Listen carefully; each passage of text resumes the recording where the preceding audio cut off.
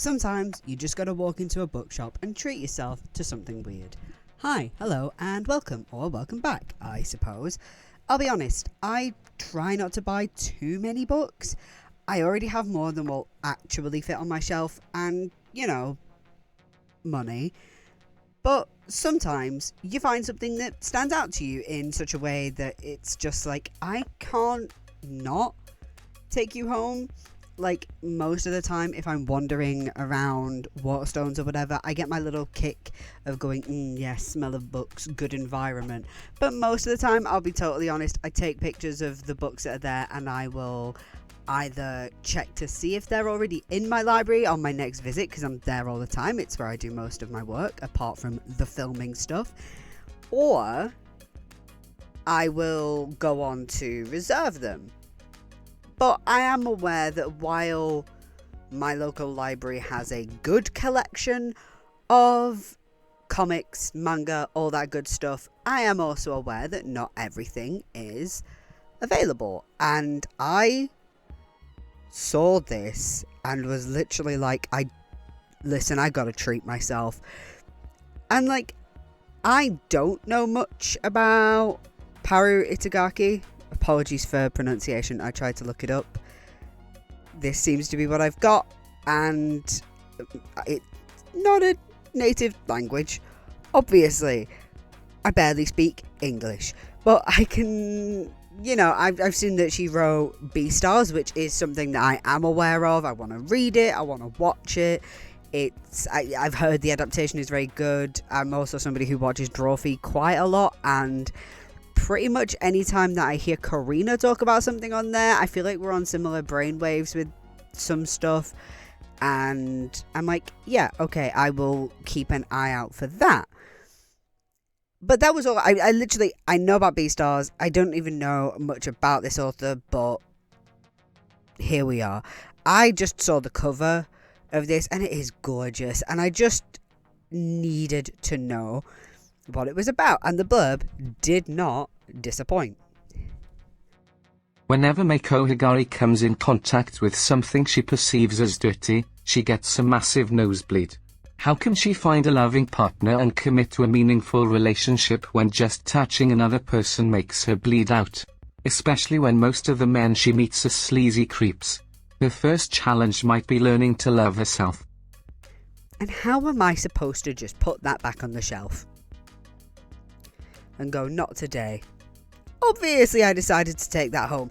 And also, I know that I can, despite my stack of library books taunting me from next to my desk, I know that I can get through a manga in a couple of days. Unless it's huge or I'm going through a few volumes. I know it's not going to take me too long. So let's get into Drip Drip by Paru Itagaki, and there will be spoilers ahead.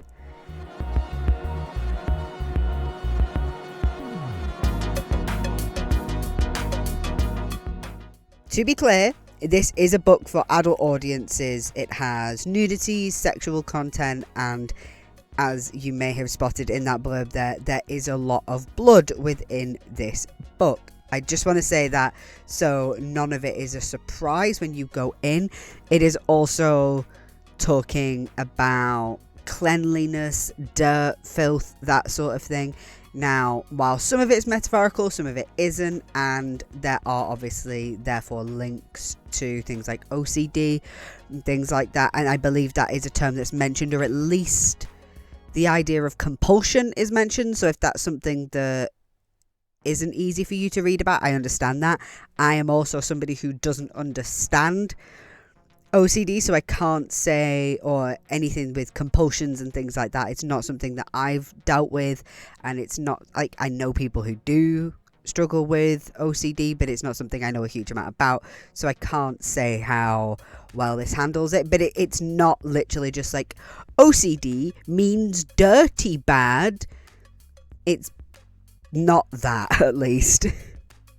Which is obviously the huge trope of OCD in media, of it means I have a really tidy desk. Shut up. Anyway, there is a tone set from the out, even before as it were, the main narrative begins, you see Mako with her head shoved in a bin, and it's just immediately like, right, okay, that's our opening page. And it is a lot, and that never really lets up, but I was immediately like, okay, I'm hooked, but I will continue to be going, what the fuck, throughout, because it's, like I say, it is a lot. Like, our first page, which I'll put on the screen now, that isn't the bin page where we have, like, you know, dialogue and character interactions and that sort of thing. Look at it, right? You dropped right in it. I think it's the sort of book where you will know very quickly if you will enjoy it. Oh, and by the way, because I don't think I mentioned, the art that you will be seeing today is somewhat of a recreation of one of the pages. I forgot to script stuff talking about the art in this book. I think it's fantastic. And there is a moment with this, it's like a 2-page spread, and I'm doing the part with, well, I'm going to try to, because I know there's hands in it, and I might end up just not doing that. So ignore me if I did decide to do something different.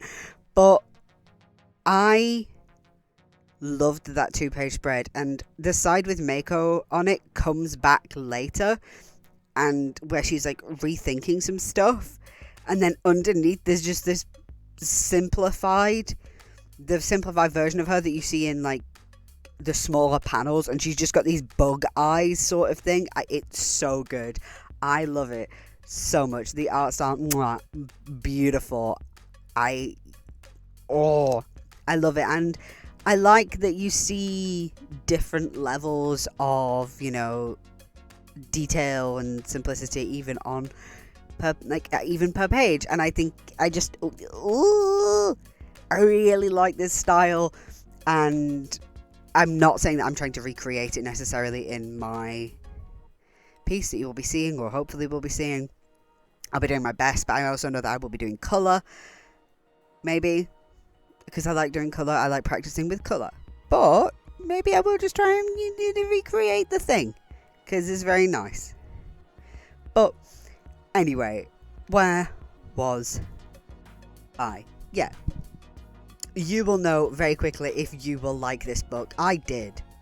I love some weird fiction, and I love it when that weird fiction is not just weird for the sake of it. I love weird shit with deeper meaning, and that is, like, this comes together so beautifully as time goes on. It's a self-fulfilling prophecy type story about breaking cycles that are passed on to us from our parents, that we continue because it's so difficult to escape that, and then we sort of will it on because it's the easiest thing.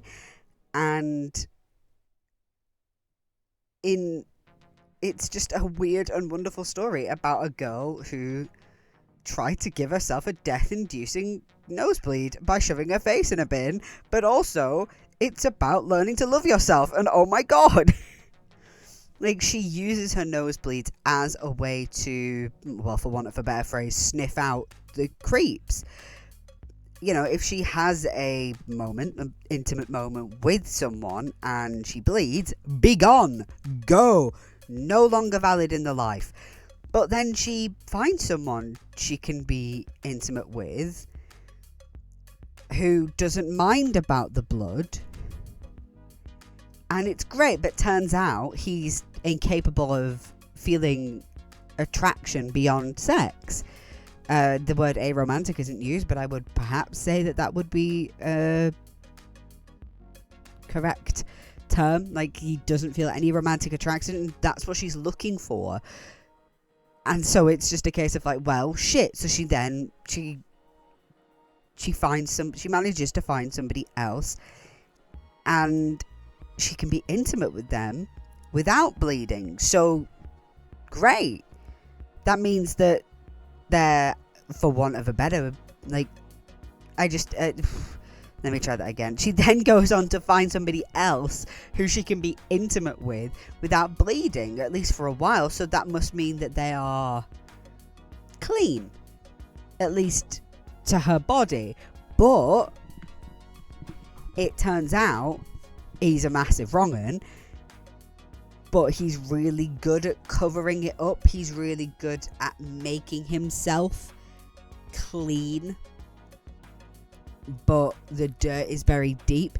It's like it's like when I was at university and we had room inspections coming up, and I know they're not allowed to check in my wardrobe unless they have reason to believe I've got something contraband in there. So I just fucking hid shit in there. But on the surface, my room looks clean. My floor is vacuumed. My sink is wiped. That's what he is. He is the clothes tucked away in the wardrobe that were definitely on my floor. And by the time she discovers the truth about him, they are about to get married. They're at the altar. And we get this brilliant culmination where Mako realizes that this whole time she's been seeking someone else's love to heal herself, like validation via other people, rather than seeking it out as self-love, self-validation. And instead, she decides to go on a quest for love, but knowing that it's only worth it if they love her, bleeds and all. Because if she can learn to accept it, so can they. And I think that's stunning. I genuinely think that final moment where she's just like, oh, you were rotten and dirty and filthy underneath. I have always used my nose to whittle people out, and it failed me this time. So maybe it's not the be all and end all, and maybe it actually doesn't matter, because there are different kinds of dirt, there are different types of unclean. So I need to accept that, and I need somebody who can accept me knowing that.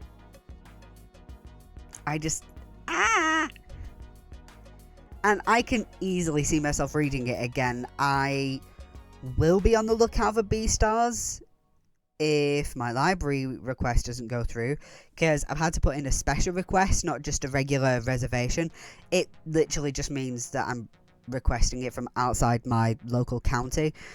So fingers crossed I can get it that way without the massive charge, because some books they say like, oh, we can charge you like 20 quid. It's just less than 20 quid. And no. But they email you about that. It's like, oh, this one's going to be extra expensive. I'm like, yeah, you're all right, you can keep it. I might as well just buy the book at that point, because I can't imagine the book is like more than a tenner. So, but last time I had to do it, I had to borrow one of the books for the Iron Maiden video like this. I believe the collection with Long Distance Runner in it. And it took longer to get to me, but it was just a regular reservation charge. So here's hoping. Now, the book does end with a short story, but I'll leave you with that. Like, I'll leave that for you to discover for yourself. So next time you see me, I'll be doing a video on Talking at Night by Claire Daverley. So you can look forward to that. I have already started it and I'm enjoying it so far. So hopefully that continues. And let me know of any weird manga you've discovered in your time. No, I will not review any hentai, you little freak. But I will review weird stuff in this sense. Like, wonderfully weird. It can be funny or horror or anything like that. You know, I've read Junji Ito before. That's all fucking weird. But actually with some humour in there. Stuff like this. Also, if you have read Beastars before, tell me about it. Let me know if it's good, or if you've watched the adaptation. Again, I've heard it's very good. And I've actually heard the American voice actors are really good for that. For the English dub, because I probably will be watching dubbed, because I struggle to focus on reading subtitles on their own without also being able to hear what's being spoken about. There has been one thing that I have managed to actually keep my eye on it while things are going on, and that is because I've started playing the Yakuza games recently, and I love them so much. I think I'm getting towards the end of the first one, so I picked up the second one very recently. So I'm very excited. I'm rambling. Let's just get on with the ending stuff. So you can feel free to like, subscribe, turn on your notifications, and all the other cringe shit I'm supposed to ask you to do at the end of my videos, at the end of a very short video today. It's been a very long time since I've done a video this short, but frankly, most importantly, I hope you have a wonderful day, a wonderful night, a wonderful whenever you are watching this. Take good care of yourself. Right.